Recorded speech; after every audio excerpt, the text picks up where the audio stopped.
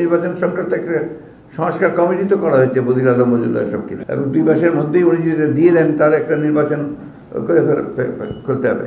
এই যে আপনার দীর্ঘকালের গণ আন্দোলন, ফ্যাসিবাদের বিরুদ্ধে গণতন্ত্রকে পুনরুদ্ধারের জন্য যে আন্দোলন, এই আন্দোলনকে খাটো করে দেখিয়ে এই যে প্রবণতা, এটা আপনার কোনোদিন একটা সম্পূর্ণভাবে একটা ঐক্যকে প্রতিষ্ঠা করে না।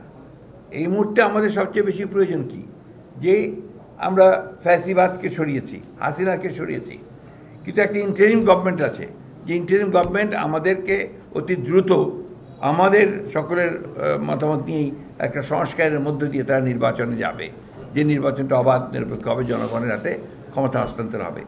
সেখানে প্রতিবন্ধকতার সৃষ্টি করছে।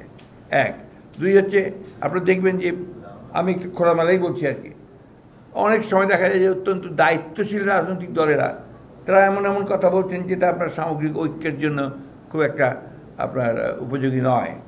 এটা একটা সমস্যা।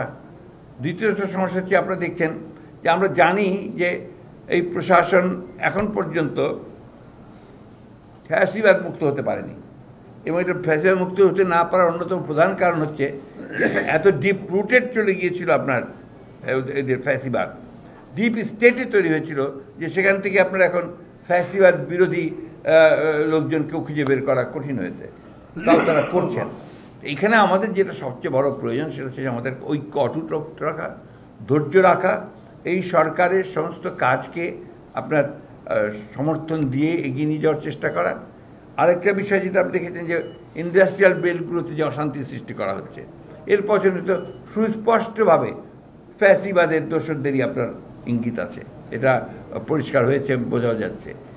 তো এই জিনিসগুলো আমাদেরকে আপনার আজকে যে কথাটা আপনি, যে প্রশ্নটা আপনি করলেন, সেটাই আমাদের কাছে মনে হচ্ছে যে একটা চক্রান্ত চলছে।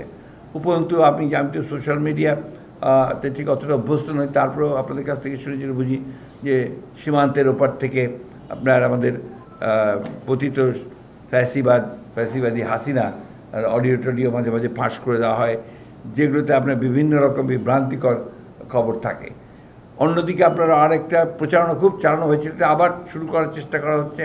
সেটা হচ্ছে যে আপনার বাংলাদেশে যারা ধর্মীয়ভাবে সংখ্যালঘু তাদের উপরে অত্যাচার নির্যাতন চালানো হচ্ছে, যেটা একেবারে টোটালি বাকওয়াজ। এটা আমরা শুধু নই, ভারত থেকে যে সমস্ত সাংবাদিকরা এসেছিল, অনেক এসেছিল, তারা পর্যন্ত এখানে এই সমস্ত তারা দেখে গেছে এবং তারা রিপোর্ট করেছে যে যেটা বলা হচ্ছে এটা সঠিক নয়। যেটা হয়েছে সেটা হচ্ছে রাজনৈতিক কিছু সমস্যা তৈরি হয়েছে, সেটা সবসময় হয়, হতেই পারে। সুতরাং চক্রান্তটা ওই জায়গায়, সেটা আমরা পছন্দ করি না। হ্যাঁ, এবং আমরা পছন্দ করি না। কিন্তু যেটা আমরা আপনার সবসময় আমরা বলি, এই যে আপনাকে এখন যেটা সবচেয়ে বড় প্রয়োজন এই মুহূর্তে, যে ধৈর্য ধরে সহনশীলতার সঙ্গে যে ইন্টারিম গভর্নমেন্টকে দায়িত্ব দেওয়া হয়েছে, তারা যেন কাজ করতে পারে, তাদেরকে সঠিক কাজ করতে দিয়ে অতি দ্রুত যে সংস্কারের কাজে তারা হাত দিয়েছেন, আমরা মনে করি এই কাজগুলো দরকার।